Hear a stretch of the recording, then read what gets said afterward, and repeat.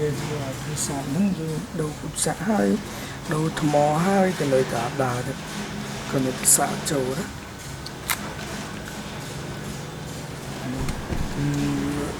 mình xịt bay một cái xịt bay chắc là mình xịt bay sạch chứ sạch nó châu chắc ở bên đại dương đồ cục xã hơi đồ thầm mò hơi hay dùng mờ mà xin hơi cái nơi ta vì ở chỗ phơi chẳng giờ ngày tổ bên này mau đi mà buồn cứ tàu ở chùa phơi hay nắng direct mà tàu chùa phơi hay direct chẳng mà cái sai đó cứ bàn hay chẳng là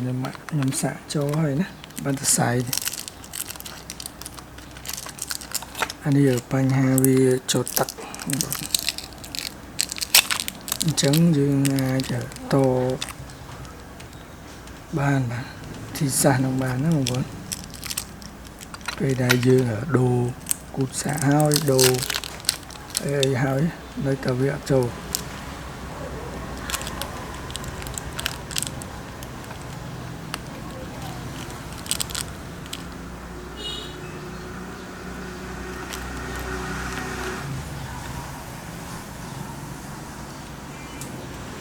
chẳng để nhầm miệt châu bên hái đây rồi nhầm phép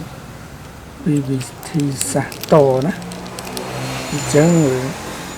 vì sạp nông viện châu phơi nhé mà vốn chẳng giải tổ ta bị thì xã nhập bán về để đầu cút xã hói vì nơi thờ mình xã mòn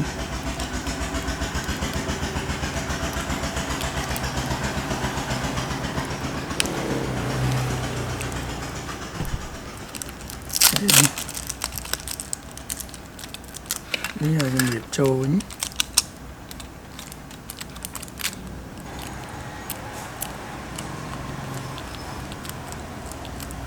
doanh nghiệp châu anh hai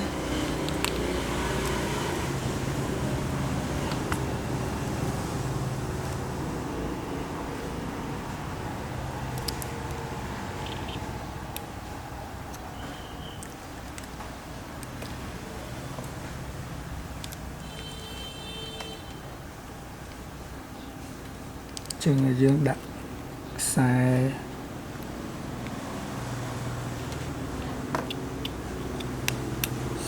ông tan sai quá cho đã lên khổ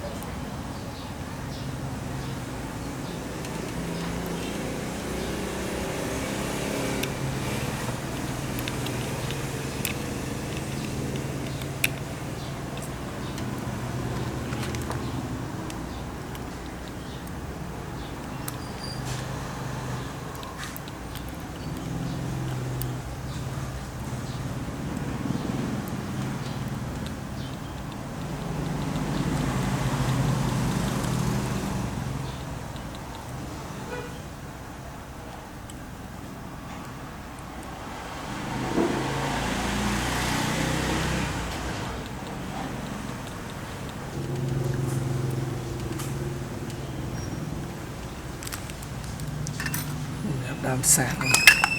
với làm sạc ở tay hai thì ở chỗ một đôi phía rồi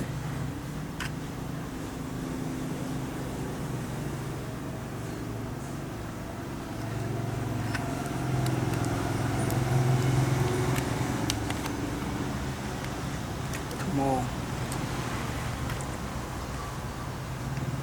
cứ việc chú lương khi nhớ bóng chắc là thi xa như thơ nên thầy mơ vì mình chơi tạo đồ cúp xạ đối thế mà chắc ở cơn sinh nhập ca tham lan nông bộ đó